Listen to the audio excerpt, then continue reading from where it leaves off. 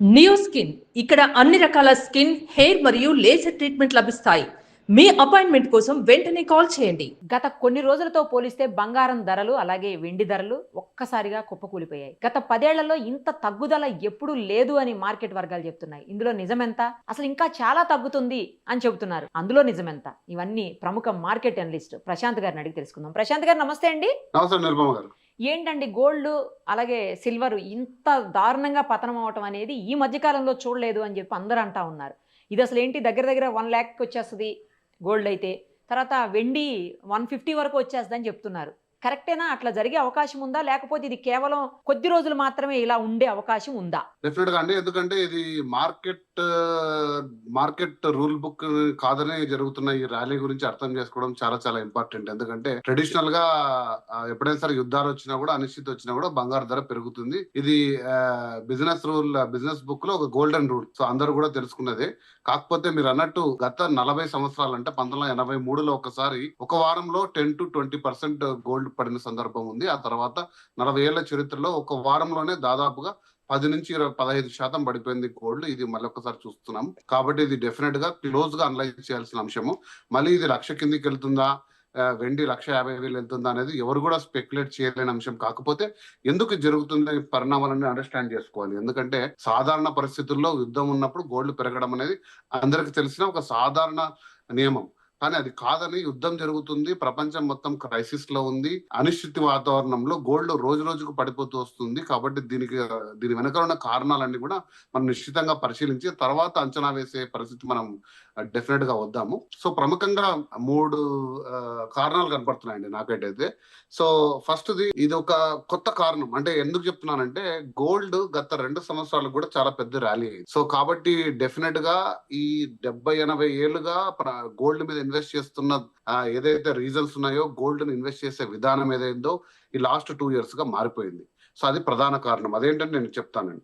Gold ఎప్పుడు కూడా ఒక ఇన్సూరెన్స్ అసెట్ గా జనాలు కొనేవాళ్ళు. అంటే ఒక 10 నుంచి 15% పోర్ట్ఫోలియోలో గోల్డ్ ని ఏదైనా కూడా క్రైసిస్ వచ్చినప్పుడు మనల్ని ఆదుకోవాలని చెప్పేసి మనం ఒక 100 రూపాయలు ఇన్వెస్ట్ చేస్తే 10-15% గోల్డ్ పెట్టుకునే వాళ్ళు. అది మనమే కాదు, ఇన్స్టిట్యూషనల్ ఇన్వెస్టర్స్, మీరు కొనే మ్యూచువల్ ఫండ్స్ కానీ, పెద్ద పెద్ద రిస్క్ ఫ్రీ మ్యూచువల్ ఫండ్స్ కానీ, సెంట్రల్ బ్యాంక్స్ కానీ, గవర్నమెంట్స్ కానీ, ప్రముఖంగా చిన్న చిన్న దేశాలు, పోలాండ్ లాంటి దేశాలు 150 టన్నులు గోల్డ్ కొనడం లాస్ట్ ఇయర్. చిన్న దేశాలు, పెద్ద దేశాలు ప్రతి ఒక్కరు కూడా గోల్డ్ కొనడం అనేది లాస్ట్ 2 years గా చూసాం. సో ఈ విధానంలో మార్పు ఏమైందంటే, గోల్డ్ అనేది ఒక ఇన్సూరెన్స్ అసెట్ నుంచి ఒక ఫైనాన్షియల్ ఇన్స్ట్రుమెంట్ గా మారిపోయింది. ఫైనాన్షియల్ ఇన్స్ట్రుమెంట్ అంటే just like another stock market. ఒక SBI షేర్ కొన్నట్టు గోల్డ్ షేర్ ETFs గా మారిపోయింది. మీరు చూస్తే లాస్ట్ ఇయర్ అండ్ హాఫ్ లో $70 billion కేవలం గోల్డ్ పర్చేజ్ ETF లో మాత్రమే జరిగింది. So financial instruments working model different గా ఉంటుంది, ఈ insurance assets working model different గా ఉంటుంది. సో ఇప్పుడు ఏం జరుగుతుంది అని మార్కెట్ ని కొంచెం పరిశీలిస్తే, కొంచెం లోతుగా అధ్యయనం చేస్తే, మార్జిన్ కాల్స్ అంటారండి. ఏంటి మార్జిన్ కాల్స్ అంటే, ఏదైనా సరే మీరు పెద్ద అంటే ఇన్స్టిట్యూషనల్ ఇన్వెస్టర్స్ 1,00,000 కోట్ల రూపాయలు పెట్టి షేర్లు కొనాలనుకున్నప్పుడు కానీ, ఒకవేళ ప్రతిదాన్ని షేర్స్ కొనకుండా లెవరేజ్ అంటారు. లెవరేజ్ అంటే ఏంటంటే, మన దగ్గర ఉన్న అసెట్స్ ని కానీ వాటిని ఒక షూరిటీ ప్రకారంగా లెవరేజ్ పెట్టుకుంటారు. అంటే ఈ పెరిగిన ప్రైస్ ని మాత్రం నాకు ఇవ్వండి, తగ్గితే ఇందులో నుంచి తీసుకోండి అని ఒక లెవరేజ్ లో పెట్టుకుంటారు. ఇది ఒక ఫైనాన్షియల్ ఇన్స్ట్రుమెంట్. సో చాలా చూసాం మనం ప్రపంచవ్యాప్తంగా. ఇండియాలో కానీ చూస్తే లాస్ట్ 2 weeks లో స్టాక్ మార్కెట్ కూడా బ్లడ్ బాత్ జరిగింది. దాదాపుగా 20% పడిపోయింది. సో ఇలా జరుగుతున్నప్పుడు వాళ్ళు షూరిటీగా పెట్టుకున్న గోల్డ్ ని ఖచ్చితంగా ఎక్స్చేంజ్ చేయాల్సి వస్తుంది. సో ప్రధానంగా US లో అయితేనేమి, ఇండియాలో అయితేనేమి చాలా మొత్తం గోల్డ్ ని వాళ్ళు ఈ లెవరేజెస్ కింద మార్జిన్ కాల్స్ వచ్చినప్పుడు గోల్డ్ ను సెల్ చేయాల్సిన అవసరం వచ్చింది. సో ETFs లో కూడా గోల్డ్ ప్రైస్ పడుతున్నప్పుడు మళ్ళీ వాటిని నిలుపుకోవాలంటే వాళ్ళ దగ్గర ఉన్న గోల్డ్ సెల్ చేయాల్సిన అవసరం వచ్చింది. సో ఈ మార్జిన్ కాల్స్ అనేది అంటే స్టాక్ మార్కెట్ లో జరుగుతున్న డౌన్ ఫాల్ కి, దాని లివరేజ్ కోసము గోల్డ్ ని డెఫినెట్ గా వాళ్ళ దగ్గర ఉన్న ఇన్స్ట్రుమెంట్. ఎందుకంటే లాస్ట్ 1 year లో గోల్డ్ 70 నుంచి 80% రిటర్న్ ఇచ్చింది. సో వాళ్ళ లాభాలన్నీ తీసుకొచ్చి ఇక్కడ మళ్ళీ వాళ్ళు లివరేజ్ గా పెట్టుకొని వాళ్ళ యొక్క ఫైనాన్షియల్ ఇన్స్ట్రుమెంట్స్ ని కాపాడుకుంటున్నారు. సో ఇది కొంచెం టెక్నికల్ అంశము. బట్ ప్రధానంగా ఒక ఫైనాన్షియల్ ఇన్స్ట్రుమెంట్ గా చూసుకొని గోల్డ్ ని స్టాక్ మార్కెట్ క్రాష్ కి ఒక కుషన్ లాగా వాడుతున్నందుకు గోల్డ్ కూడా దాంతో పాటు పడిపోతూ వస్తుంది. సో ఇది ఒక ప్రధాన కారణం. రెండో కారణం మనం ఎప్పుడు కూడా డిస్కస్ చేశాము, యుఎస్ డాలర్ స్ట్రాంగ్ ఉంది, చాలా స్ట్రాంగ్ ఉంది. ఎంత స్ట్రాంగ్ ఉంది అంటే మార్చి 1 కి 10-year యుఎస్ బాండ్ ఈల్డ్ 4% ఉండేది, ఇప్పుడు 4.27% కింది. అంటే యుఎస్ ట్రెజరీ బాండ్స్ లో ఎక్కువ మొత్తంగా ఇన్వెస్ట్ చేస్తారు. ప్రపంచంలో నంబర్ 1 అసెట్ అది, గ్రోత్ అసెట్ లో అంటే సేఫెస్ట్ లో. సో కాబట్టి స్టాక్ మార్కెట్ లో తీసిన డబ్బులన్నీ తీసుకెళ్లి యుఎస్ ట్రెజరీ బాండ్స్ లో ఇప్పుడు హైయెస్ట్ ఇంట్రెస్ట్ రేట్స్ ఉందండి, ఆల్ టైమ్ హై 4.27% ఉంది. కాబట్టి సో అది అంతకంతకు పెరుగుతూ పోతుంది. ఇన్ఫ్లేషన్ పెరుగుతుంది, ఎందుకంటే ఆయిల్ ప్రైసెస్ పెరగడం వల్ల, ఇన్ఫ్లేషన్ తారాస్థాయికి చేరడం వల్ల ఇంకా ఫెడ్ రేట్లు పెరగడము. Not only Fed, even European Union లో కూడా అనౌన్స్ చేశారు, ఫెడ్ వాళ్ళ యొక్క సెంట్రల్ బ్యాంక్ రేట్స్ పెరుగుతాం, వడ్డీ రేట్లు పెంచుకుంటూ పోతాం. రేపు ఆర్బీఐ కూడా వడ్డీ రేట్లు పెంచే అవకాశం ఉంది. ఎందుకంటే ధరలన్నీ చుక్కలంటుతున్నప్పుడు ఇన్ఫ్లేషన్ అరికట్టాలంటే కేవలం ఇంట్రెస్ట్ రేట్లు పెంచడమే ఒకటే కారణం. సో ఇంట్రెస్ట్ రేట్లు పెంచుకుంటున్నప్పుడు డెఫినెట్ గా దాని స్టిల్ బ్యాంక్ లో ఎఫ్డీల వైపు మొగ్గు చూపే అవకాశం ఎక్కువ ఉంది. గోల్డ్ లాంటి సాధనాలు 2వ 3వ ప్రయారిటీకి వస్తాయి.